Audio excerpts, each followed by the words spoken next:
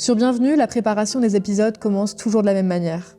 Quel est votre message, celui pour lequel vous vous engagez? Rosa Méziane nous a directement répondu qu'en tant qu'enfant d'immigrés, elle se sent investie une responsabilité de faire mieux, de réussir, pour honorer les sacrifices de ses parents. Rose, elle est autrice, entrepreneure, présidente d'Asso, mais vous la connaissez sûrement via les réseaux ou sur les plateaux télé pour ses punchlines où elle apporte de la nuance et des faits, là où la haine essaye de prendre le dessus. Mais on voulait aller plus loin que sur les plateaux télé et entendre son histoire. Je m'appelle Jeannette, et l'exil le plus proche de ma famille, c'est celui de ma grand-mère normande pendant le débarquement en 1944. Pas vraiment d'actualité. Mais les récits des personnes exilées que j'ai rencontrées et que j'ai entendues ont changé ma manière de percevoir et d'agir. Et être une femme blanche, française, ça me donne certains privilèges, que j'ai décidé de mettre au service des voix et des histoires qu'on n'entend pas assez. Et pour ce nouvel épisode, on rencontre Rosa Méziane.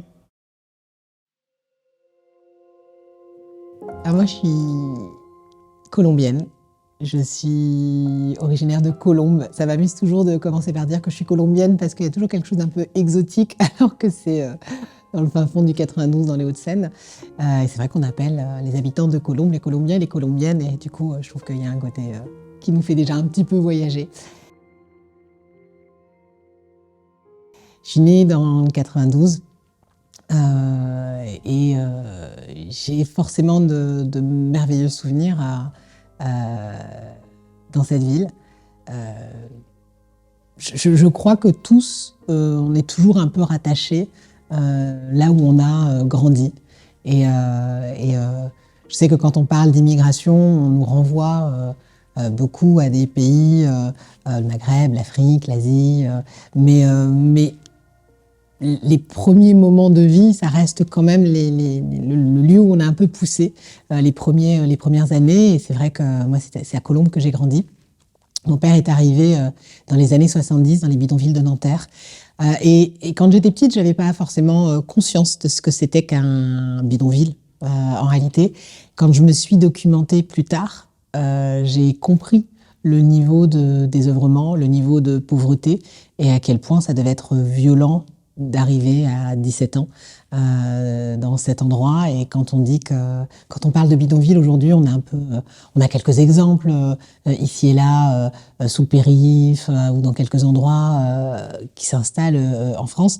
Mais à l'époque, le bidonville de Nanterre, c'est quelque chose d'immense, véritablement, avec énormément de baraques. Et il arrive dans les années 70. Il part à 17 ans, mais auparavant, il avait déjà quitté son village de Kabylie, à Termitine, pour la capitale, pour Alger. Et il avait 15 ans et il commençait à vendre des journaux, à vendre des tickets de tombola également, ou parfois du pain. Et je trouve ça fou que, aussi jeune, il avait la conscience de travailler et puis de vivre sa petite vie et de se construire. Je trouve ça terriblement jeune. Et donc, à 17 ans, il avait l'envie de partir en France. Et c'est comme ça qu'il a atterri dans les bidonvilles de Nanterre, là où il a commencé par faire une alternance. Et comme c'était très compliqué de poursuivre ses études quand il était le soir dans les bidonvilles, parce qu'il n'y avait pas d'électricité, pas de lumière, il a, malgré lui, assez vite abandonné. Et puis, il est rentré dans le milieu du travail. Et c'est vrai qu'il y a une grande communauté berbère et kabyle dans le 92. Donc c'est pour ça qu'il a atterri ici. Et puis voilà, au gré des liens qu'il avait avec des oncles, il a construit sa petite vie jusqu'à rencontrer ma mère à l'âge adulte, à peu près à la trentaine. Ma mère est arrivée un peu plus tard, elle est arrivée à 27 ans. Et de cette rencontre est né un mariage et puis 5 enfants. Et c'est vrai que ma mère est assez drôle parce que elle nous raconte souvent qu'elle avait 2 prétendants, mon père et puis un autre homme qui avait je crois à l'époque un hôtel. Il y a beaucoup de gens de la communauté kabyle qui ont des restaurants ou des hôtels. Et elle me dit, j'avais le prétendant qui avait un hôtel mais qui n'était pas très beau, et puis ton papa qui était très beau mais sans le sou. Elle dit, du coup, j'ai choisi la beauté. Elle me dit, c'est pas toujours facile, mais voilà, j'ai préféré votre père. Et c'est vrai que j'ai grandi avec cette phrase-là qui m'amuse beaucoup, comme quoi peuvent naître parfois de vies difficiles, de belles histoires.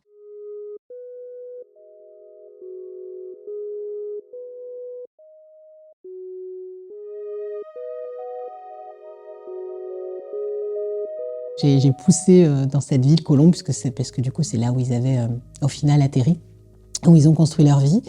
Et j'ai de formidables souvenirs parce que je crois que quand on est enfant, on a cette insouciance qui fait que on aspire juste à s'amuser, à apprendre, à faire des rencontres, à avoir des copines, des copains.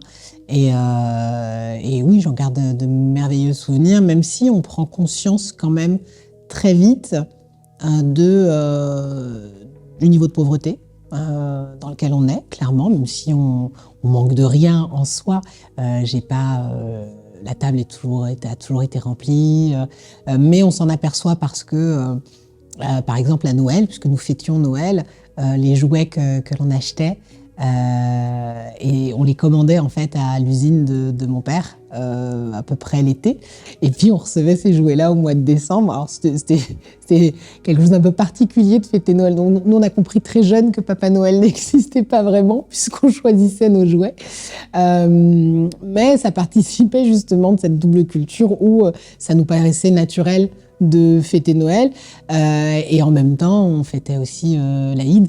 Donc il y a par la force des choses, en fait, on vit les choses très naturellement quand on est enfant, et je crois qu'on se pose pas de questions parce que la vie fait que chaque moment est une fête en réalité. Donc ouais, j'ai eu une enfance plutôt heureuse, et j'en garde d'excellents souvenirs, même quand on a atterri quelques années plus tard en cité, où là ça a été beaucoup plus difficile. Je me souviens de la façon dont je suis arrivée au Fossé Jean à Colombes. On habitait au rue Jules Michelet, donc juste en face de la tour Z. C'est une tour qui fait 28 étages. Et c'était la première fois de ma vie que je voyais un immeuble aussi grand, mis à part ceux de la Défense, mais qui sont quand même beaucoup plus sympas. C'est là où je prends conscience qu'il existe des cités où on ne sait construire que de deux manières les immeubles, soit très grands, soit très longs. Moi, j'étais dans l'immeuble qui n'était pas très haut, mais très très long, qui était au 35. Je me rappelle de ces couloirs où j'avais dit à ma mère, maman, on vit dans un hôpital, parce que pour moi, les seuls immeubles où on avait des très longs couloirs, c'était les hôpitaux. Et puis la tour Z qui était immense, assez oppressant en réalité comme endroit, et on le sent même à 10 ans. Où on sent qu'il n'y a pas beaucoup de choses à faire. C'est vrai qu'on a toujours habité en HLM, et quand on était près du centre-ville, il y avait justement le centre-ville avec le cinéma, le marché. Là, on avait ces immeubles, grands ou longs, un parc, Leclerc qui est un peu le poumon de la cité. Et puis, je crois qu'on avait une poste, mais qui a fini par fermer, une boulangerie, un kebab. Et puis, quelques années plus tard, je crois qu'ils nous ont rapproché la CAF, parce que je crois que ça les emmerdait beaucoup d'avoir en plus des gens qui vont jusqu'au centre-ville pour aller à la CAF, quoi. Enfin, on l'a un peu ressenti comme ça, quoi. On vous rapproche la CAF parce que de toute façon, ça vous concerne, quoi. Et c'était comme si on avait l'envie d'enfermer les gens dans un même endroit. Et je crois que le réflexe assez naturel qu'on avait pu avoir, parce que justement, j'avais pas poussé dans cette cité, c'était de constamment sortir de la cité.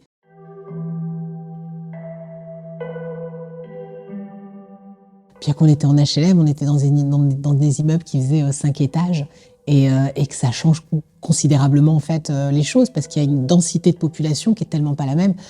Puis après, au-delà de la densité, c'est le trafic de drogue. Moi, j'habitais dans l'immeuble où ils vendaient. Donc c'est quand même un peu particulier d'avoir 15 jeunes, bien qu'ils étaient polis, qui disaient bonsoir à chaque fois qu'on rentrait. C'est quand même particulier de rentrer dans un immeuble où vous avez 15 jeunes qui vendent leur shit chaque soir, quoi. Donc c'était un peu particulier, d'autant que mon père est claustrophobe. Donc ils avaient tendance à couper dans les escaliers. Et mon père ne prend jamais l'ascenseur, donc il était catastrophé, et il a passé 5 années avec ma mère, chaque samedi à aller rechercher un pavillon pour nous sortir de la cité.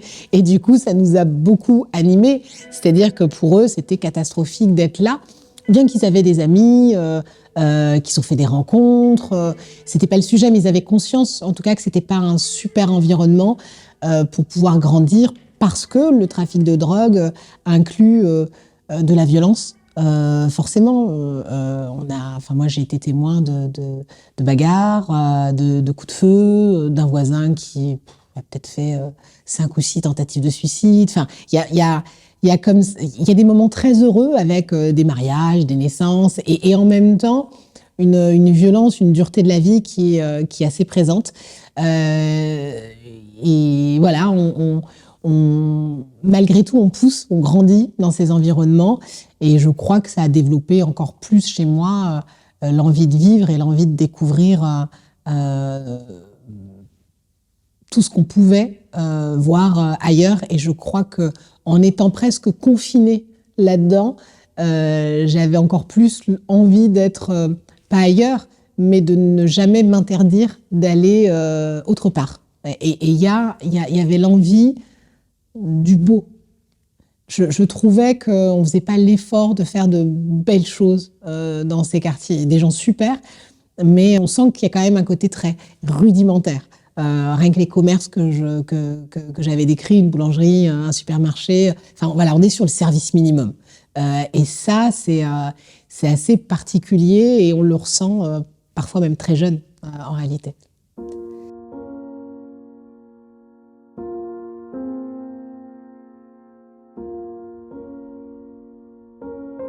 Et en parallèle du coup de cette vie en quartier, depuis toute petite, chaque été, c'était le grand voyage en Algérie. Alors moi, j'ai pas connu le grand voyage en voiture, dans la nuit, où on traversait le pays.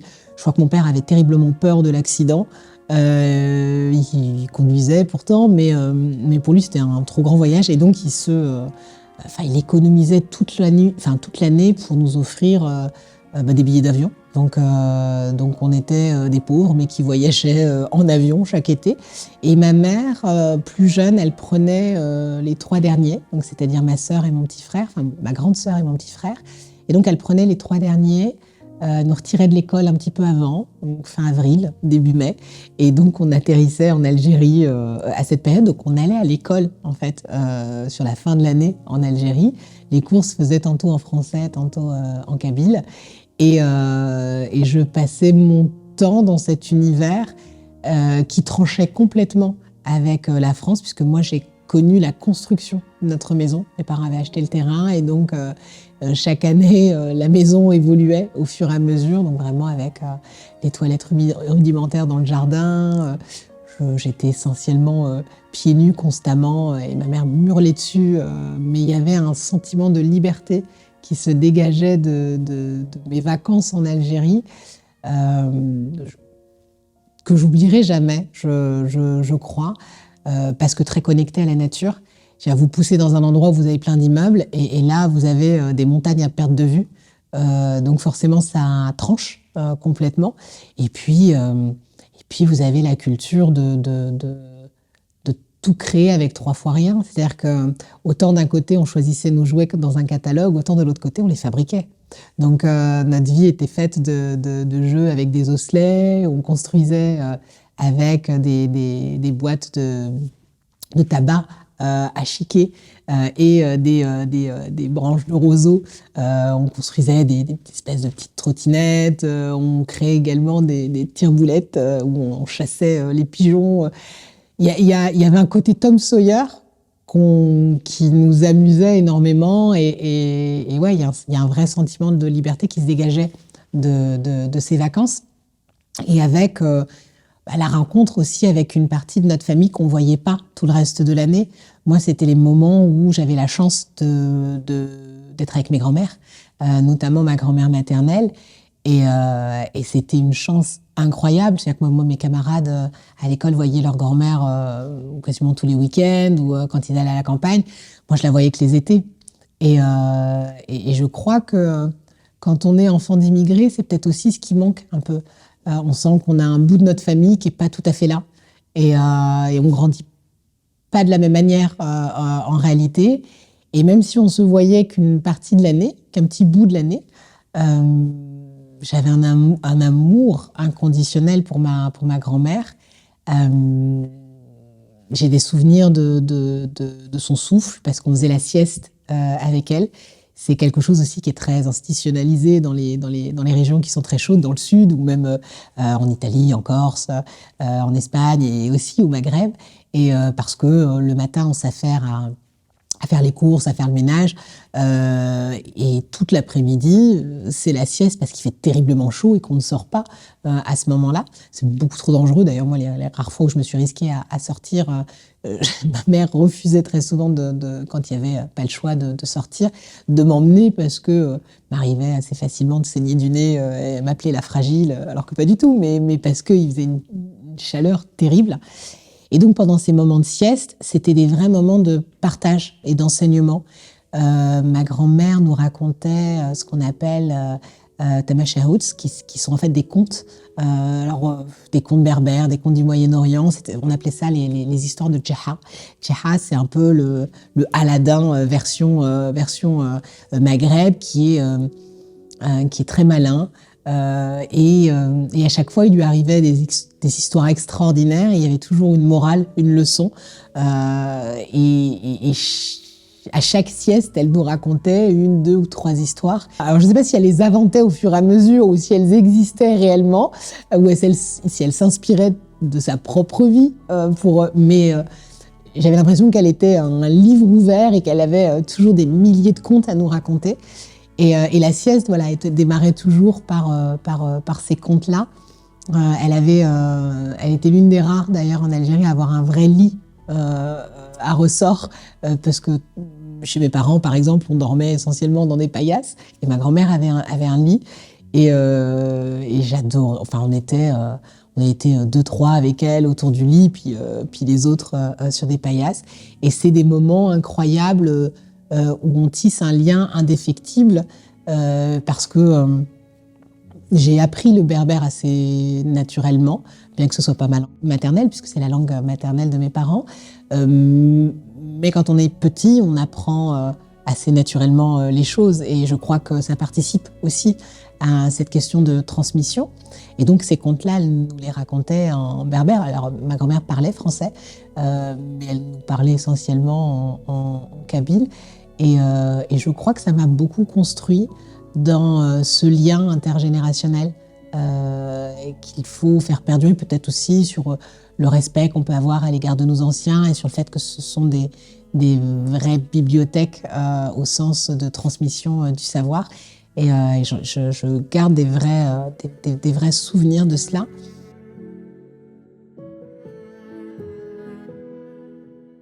Et puis, tout était un voyage. Le village de mes parents, enfin plutôt de ma mère, puisque mon père était un peu féministe à son époque, alors qu'il est d'usage de plutôt vivre dans le village du mari. Mes parents ont acheté en fait un terrain dans le village de ma mère. Et donc le village qui porte notre nom de famille,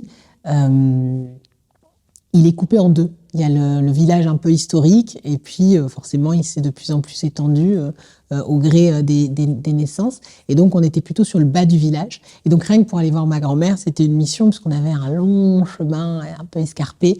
Et je crois que c'est pour ça qu'aujourd'hui j'adore la randonnée. J'ai passé mon temps à crapahuter dans ces montagnes, parce que vous n'avez pas de bus, vous n'avez pas de taxi, enfin si, pour aller en ville, mais votre vie de campagnard ne se vit pas en ville, elle se vit au gré des villages. Et ouais, je crois que la plupart du temps aujourd'hui, quand j'ai besoin de réfléchir, j'ai tendance à vouloir marcher, à faire des randonnées, et ça vient clairement de là, de tous ces moments, de tous ces étés très chauds où pour aller voir quelqu'un, il fallait traverser de longues montagnes ou des chemins très escarpés, et ça m'a beaucoup forgé en réalité. Et je me rends compte qu'il y a plein de moments de mon enfance qui m'ont beaucoup construite, comme aujourd'hui mon amour du débat. Ça provient de ces longues soirées qu'on pouvait avoir, puisque je vous le disais, la journée est divisée en plusieurs temps forts. Le matin, on s'affaire aux choses qui sont nécessaires, l'après-midi, la sieste, et le soir, c'est le dîner, mais c'est surtout les moments de communion. Et donc, il n'y avait pas de téléphone à l'époque, et donc c'est comme s'il y avait un écriteau bienvenu dans chaque maison au village. Et donc, vous n'avez pas besoin d'être invité. On va mutuellement chez les gens à la tombée de la nuit. Et ces moments où on se retrouve, on est dans la cour, parce que les maisons sont très chaudes, et donc on est dans la cour, on met des peaux de mouton, des paillasses, et après le dîner, c'est des grands moments de débat, en fait. Adultes, enfants, hommes, femmes, les sujets sont balancés, et en Kabylie, comme ailleurs, en tout cas, on aime rire et débattre. Et j'ai compris plus tard que ma volonté de faire entendre ma voix, d'exprimer ce que je pense, ça vient beaucoup de là. Et de la bienveillance que pouvaient avoir les adultes sur nos avis d'enfants. Je me souviens qu'on avait le droit au chapitre sur les sujets et que ça amusait beaucoup mes oncles, mes tantes, sur des sujets même parfois politiques, qu'on puisse s'exprimer. Et puis, on avait cette faculté à beaucoup rire de nos vies, de l'exil, de l'Algérie, de la France. Et je crois que ça m'a beaucoup forgé.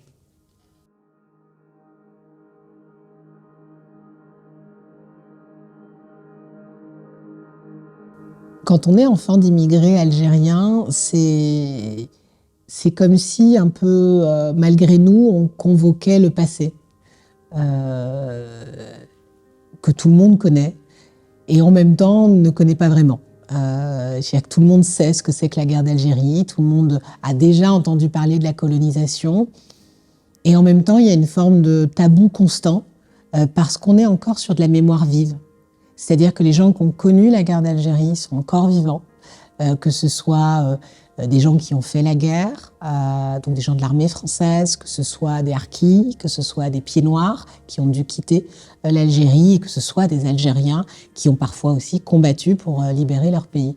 Donc on est sur cette mémoire vive et on sent que en parler est encore complexe pour ceux qui l'ont vécu, avec toutes les déflagrations que ça peut avoir sur les générations suivantes. Et pourtant, j'ai pas été élevée, ou en tout cas j'ai pas grandi dans un conflit entre la France et l'Algérie. Je crois qu'il y a beaucoup de pudeur autour de cette question-là, avec en plus des histoires familiales qui sont complexes. En fait, je prends ne serait-ce que la mienne. J'ai un grand-père dont tout le monde louait sa sagesse et son courage. Il s'est engagé très jeune auprès de l'armée française. Alors, il faisait partie de l'armée des indigènes. Ce mot-là m'a toujours un peu perturbée, indigène. Je le dis sans honte, parce que j'ai véritablement pas à rougir de ce qu'a pu réaliser mon grand-père. Mais on va pas se mentir, ce mot est terriblement offensant pour ses habitants. Et il a fait la fin de la Première Guerre mondiale, la Seconde Guerre mondiale, et il s'était également engagé dans l'armée française, puisqu'il a fait également Indochine. Il ne s'est pas engagé pendant le conflit entre l'Algérie et la France, puisqu'il n'a pas été harki. Il ne s'est pas engagé pour l'armée française, mais il a combattu pour la France. Et ça, c'est quelque chose qui a beaucoup été transmis par ma grand-mère, son épouse. Elle était assez fière d'avoir, et je me rappelle quand elle nous le racontait, d'avoir combattu notamment la Seconde Guerre mondiale, les Allemands, et d'avoir aussi participé à libérer la France. Et c'est perturbant d'avoir une histoire qui nous est racontée à l'école, et d'avoir cette partie vivante où on nous la transmet par morceaux, et de savoir que des gens de votre propre famille ont participé à ces gros moments historiques. Et en parallèle, j'ai ma grand-mère paternelle ce qui est très perturbant parce qu'en plus c'est une femme. On entend beaucoup parler des résistantes pendant la Seconde Guerre mondiale.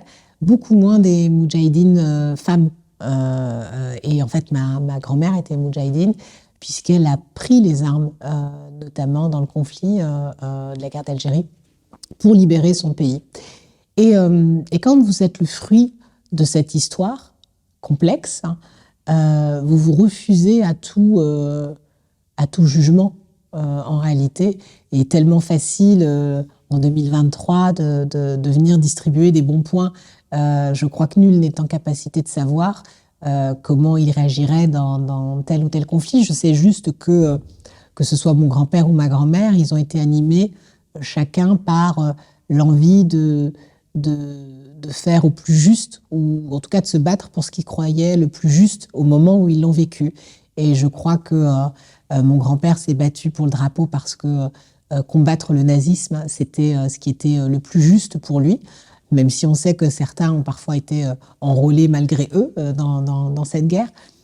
Et comme ma grand-mère, qui avait envie de voir son pays libre parce qu'elle estimait que la colonisation était quelque chose de profondément injuste et que les Algériens aspiraient aussi à prendre part à leur pays, chose qui leur était refusée en réalité pendant des décennies, puisque, on le sait aujourd'hui, il était quasiment impossible d'être citoyen français et qu'il n'y avait pas la volonté que l'Algérie était française, les Algériens n'étaient pas français.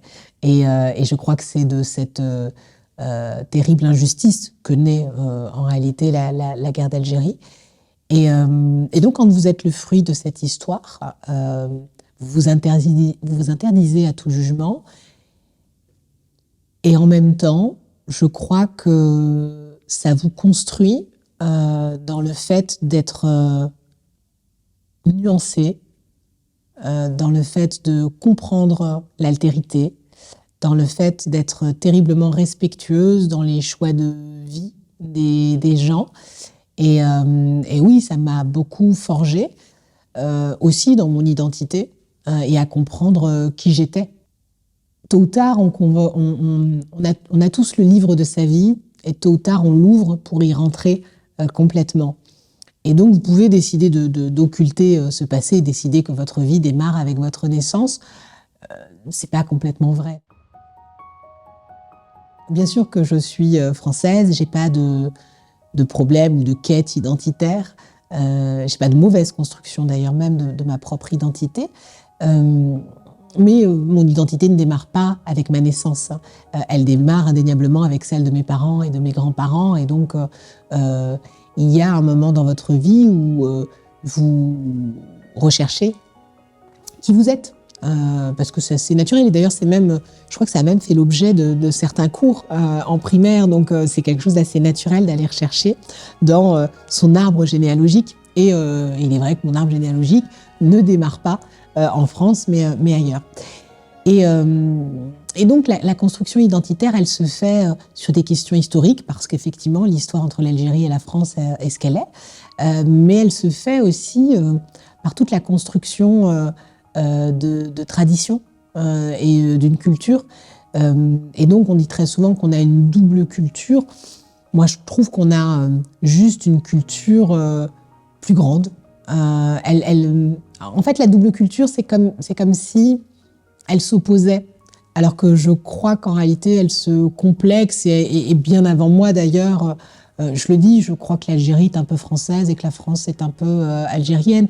Quand on voit les immeubles haussmanniens à Alger, on a un petit bout de France qui est toujours là, et sans tomber dans la caricature, mais quand on voit que le plat préféré des Français, c'est le couscous, on sait qu'il y a toujours un peu d'arabité chez les Français. Et je crois que c'est Mitterrand qui disait qu'on était gaulois, romains, germains, italiens, de plus en plus portugais et peut-être aussi un peu arabe. Et bien qu'il savait que c'est cette dernière phrase qui allait beaucoup être reprise, je crois que ça disait quelque chose d'assez juste. La France s'est aussi construite à travers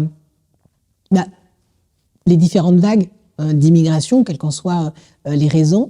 Et bien sûr qu'il y a une identité française, mais elle est bien plus bien plus grande, bien plus ouverte que ce qu'on essaye de nous vendre aujourd'hui. Et donc, mon algérianité ou ma berbérité, elle s'est faite avec la transmission de la langue. Je pense que ça part de là. Tous les enfants d'immigrés n'ont pas la chance de maîtriser la langue de leurs parents. Moi, ça a été le cas. D'ailleurs, ça n'a pas perturbé mon apprentissage du français. C'est parfois une crainte de la part d'immigrés qu'un double apprentissage de langue perturbe l'enfant. Non, je crois qu'on est des vraies éponges quand on est petit et qu'on apprend assez naturellement. Et puis, ça va aussi sur l'apprentissage de son. C'est-à-dire que la musique aussi vous forge terriblement. Moi, j'ai des références musicales qui vont d'Aznavour à Mato Blounès. Et donc, ça compose aussi ma richesse musicale, quelque part. La berbérité, c'est aussi tout un ensemble de traditions liées à la fécondité, par exemple, à la construction de la famille. Vous avez certaines fêtes qui sont célébrées, comme le Nouvel An berbère. Donc, il y a tout un ensemble de significations, ne serait-ce que sur les signes berbères. Et donc, on invoque beaucoup la nature. Et donc, ces choses-là m'ont été transmises. Et donc, un peu comme des traditions bretonnes, corses ou du sud-ouest, c'est des choses que vous gardez, en fait. Et qui ne viennent jamais être en confrontation avec une quelconque francité que vous construisez d'ailleurs au quotidien. Plus jeune, il y a toute une période où nous n'allions pas en vacances. Pendant les petites vacances, puisque c'était beaucoup l'été en Algérie, mais pendant les petites vacances, nous partions nulle part. Et donc, il y avait une association qui permettait en fait aux enfants de quartier ou aux enfants de familles modestes d'aller en Belgique. Et donc, moi, j'ai de nombreuses vacances scolaires en Belgique avec ma sœur, à la campagne. Où on était à la ferme, ce qui changeait du coup pas beaucoup de ce que nous vivions en réalité en Kabylie. Et donc où j'allais traire les vaches, où nous allions le dimanche à l'église. Et donc on vivait en totale immersion dans une famille belge. Et je crois que ça aussi, ça a construit terriblement. Moi aujourd'hui, j'accorde beaucoup d'importance aux sites architecturaux. Et donc, les églises en font partie. Et je suis fascinée par la construction des divers édifices. Et je crois qu'il n'y a pas un village où je passe, où je ne visite pas l'église, parce que je trouve qu'il y a toujours de formidables choses à apprendre, bien que ce soit un lieu de culte. Et je crois que ça a été beaucoup forgé par ces messes qu'on vivait le dimanche. On savait bien que c'était pas forcément notre croyance, mais ça a cultivé chez moi un profond respect de tous les cultes et aussi la capacité à voir la beauté dans ces édifices que peuvent être les églises aussi. Donc c'est pour ça que je trouve que on est très réducteur avec ce que peut être une identité en réalité, parce qu'elle doit forcément s'arrêter à une origine ethnique, à une croyance, à un lieu de vie. Et en réalité, elle est composée de tellement de choses beaucoup plus complexes que cela. Et je crois que dans chaque rencontre, chaque moment, chaque environnement, on cultive énormément cela. On veut nous vendre la culture française comme un peu une image d'Épinal. C'est Eric Ciotti qui disait il n'y a pas longtemps la France des montagnes. Je trouve que ça sonne un peu comme une jolie musique, comme le début d'un poème. C'est ça, la France, mais c'est pas que ça en réalité. Et j'adore la nature. Enfin, vraiment, on vit dans un pays magnifique. En termes de nature, véritablement. Mais ça me renvoie aussi beaucoup à un certain nombre de régions de wilaya en Algérie que j'ai pu visiter et qui sont aussi sublimes. Je crois que, en réalité, chaque chose qui nous émerveille et qui nous construit vient convoquer chez nous des petits bouts de notre identité. Et j'y vois pas là des différences, j'y vois au contraire beaucoup de similitudes. Beaucoup de similitudes. Donc c'est pour ça que j'ai jamais vécu mon identité avec une forme de confrontation des cultures. Aujourd'hui, ça paraît tellement naturel, en plein Paris, de fêter le Nouvel An chinois. Et ça choque strictement personne, et c'est tant mieux, parce que c'est une partie de la vie parisienne, de célébrer le Nouvel An chinois. Et je crois que c'est aussi ça qui est beau dans l'identité française, c'est d'être capable, en fait, d'absorber des petits bouts d'ailleurs.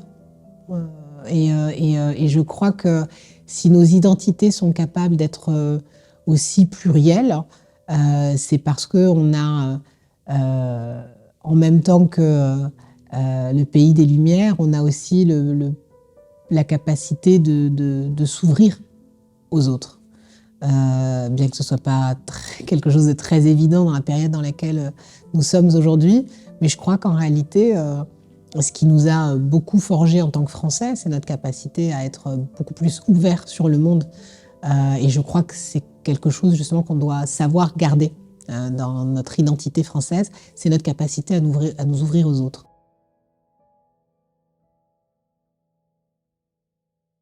Ça fait 4 ans que j'interviens dans le débat médiatique avec tout ce qu'il y a de plus horrible en réalité, et on parle beaucoup de ces questions d'identité, d'immigration, d'islam.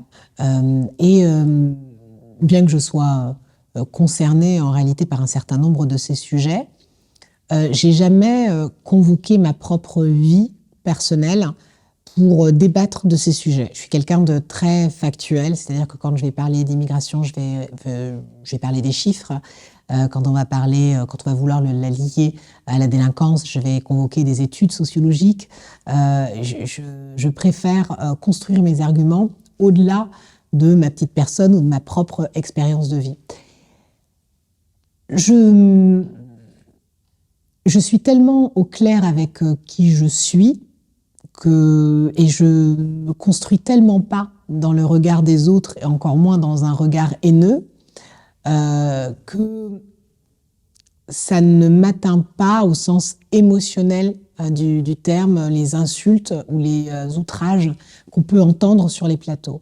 Par contre, ça décuple mon envie, en tout cas, de vouloir démonter point par point ces outrances.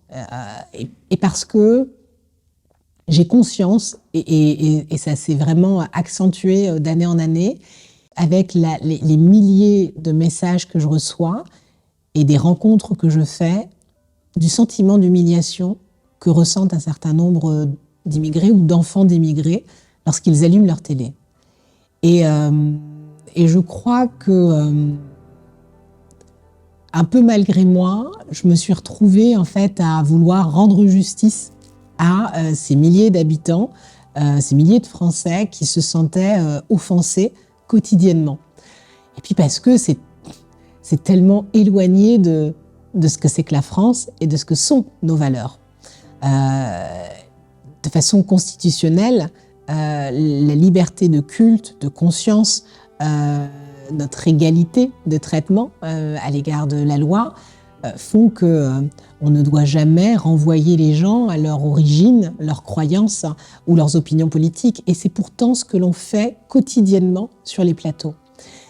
Donc ça ne m'a pas atteint à titre personnel, mais par contre j'en ai fait un peu un cheval de bataille par rapport aux milliers de messages que je recevais de gens qui me remerciaient parfois d'avoir juste ressenti un peu de dignité en m'écoutant. Et donc je crois que ça m'a en partie un peu animée à un moment. J'avais conscience que ce qu'on entendait à la télé était assez lourd. Certains appellent ça des micro-agressions. Je crois que c'est assez juste. Et donc du coup, oui, j'ai continué de défendre mes convictions, mes opinions. Pas parce que j'étais concernée par ces sujets, mais parce qu'on fait offense terriblement à notre pacte républicain. Et je crois que c'est surtout en tant que profondément française que je prenais en tout cas un plaisir à venir démonter point par point la haine qui parfois se propage sur l'espace médiatique. Ouais. L'exil, bien que ça puisse être un choix, est toujours une déchirure. J'ai la chance de grandir avec mes parents et de les avoir toujours à mes côtés. Ça n'a pas été le cas pour mes parents. Et en tant qu'enfant, je l'ai ressenti. Je l'ai ressenti pendant les années de terrorisme, par exemple, puisque nous n'allions plus en Algérie. Ma mère a continué d'y aller parce qu'elle avait sa maman et que c'était très compliqué pour elle de ne pas la voir quotidiennement. J'ai vu combien c'était compliqué pour ma grand-mère paternelle de voir son fils uniquement l'été, bien qu'elle l'ait quitté très jeune, puisqu'il est venu en France à 17 ans. J'ai vu combien c'était compliqué de gérer le décès aussi de mes grands-mères, puisque le manque, je crois qu'il est encore plus décuplé quand vos proches sont enterrés de façon lointaine aussi. Et j'ai vu que ma mère avait eu du mal parfois aussi à s'en remettre les premières années. Donc l'exil, c'est aussi un peu tout cela. C'est comment on arrive à construire sa vie, qu'on espère meilleure, loin de ceux qu'on aime le plus, c'est-à-dire sa propre famille.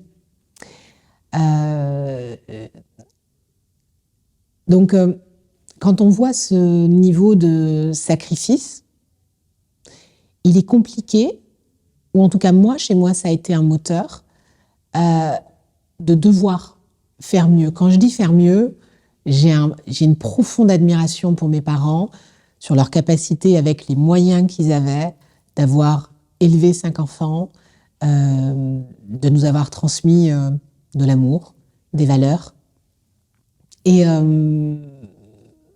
d'avoir... Ma mère a travaillé un certain nombre d'années, même si elle a passé quelques années à nous élever. Mais je dis, il y a quelque chose qui m'anime.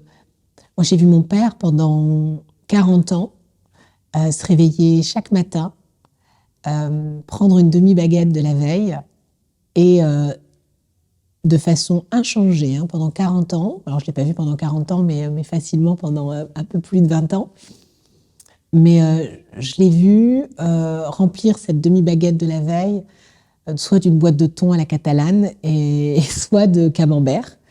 Et chaque matin, aller au travail, même parfois malade. Et je crois qu'à travers sa propre vie, il m'a montré ce que c'était que le courage. Et il est compliqué quand on est enfant d'ouvrier, et à plus forte raison quand on est enfant d'immigré, de ne pas être frappé par autant de courage. Et je ressens une vraie admiration pour mon papa qui a été à l'usine toute sa vie.